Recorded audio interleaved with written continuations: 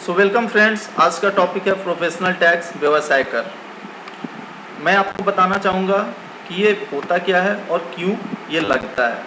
For example ये एक salary slip मैं आपको दिखा रहा हूँ जिसमें आपको ये दिख रहा है कि प्रोफेशनल टैक्स करके यहाँ 200 रुपीज़ इस पर्सन का, सैलरीड पर्सन का कटा है। तो मैं इसी को डिटेल में समझाने का कोशिश करूँगा। ये वीडियो मैंने इसलिए बनाया क्योंकि मेरे पास बहुत सारे मेरे फ्रेंड्स का क्वेरीज था कि ये क्यों कटता है और ये कहाँ जाता है पैसा, ये वो जानना चाह रहे थे।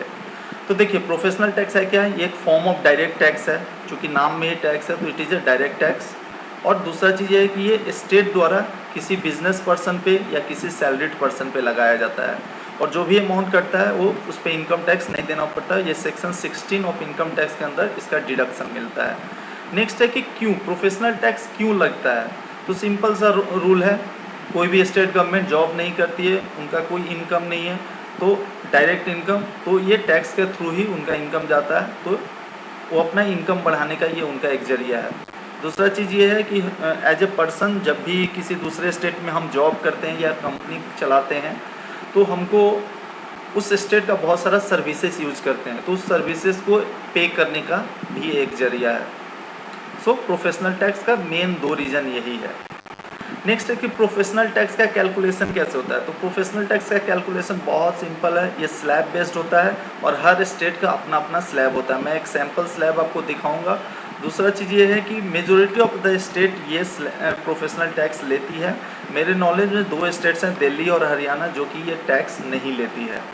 नेक्स्ट में आपको देखिए, ये स्लैब जैसे मैं दिखा रहा था 10,000 से है तो नील, और मैक्सिमम आपका 40,000 से ऊपर सैलरी, 40,000 से ऊपर कितना हो, 1 करोड़ 2 करोड़ 3 करोड़, आपको 200 ही लगेगा।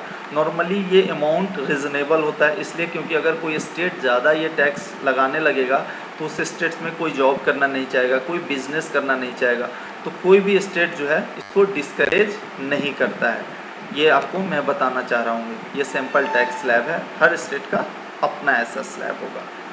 नेक्स्ट आपको मैं दिखा देता हूँ कि कौन कौन लोग हैं जिनको ये टैक्स नहीं देना पड़ता है। तो जो भी पेरेंट्स हैं जिनका चिल्ड्रन मेंटली डिजेबल्ड या फिजिकली डिजेबल्ड है, उनको नहीं देना पड़ता है। Defence personnel, air force, navy, army वाले को ये टैक्स नहीं देना पड़ता है। बदली वर्कर, टेक्सटाइल इंडस्ट्री में, जो लोग टेक्सटाइल इंडस्ट्री में होंगे उनको पता होगा बदली वर्कर क्या होता है।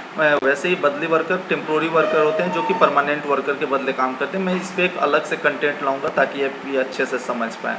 दूसरा चीज़, जो लोग भी 65 साल से ज़्यादा हैं उनको भी ये टैक्स नहीं देना पड़ता है, और महिला प्रधान क्षेत्रीय बचत और स्मॉल सेविंग इंस्टीट्यूट के डायरेक्टर को ये नहीं देना पड़ता है। थैंक्स दोस्तों, तो आप देखते रहिए, मैं उम्मीद करता हूँ आप समझ गए होंगे।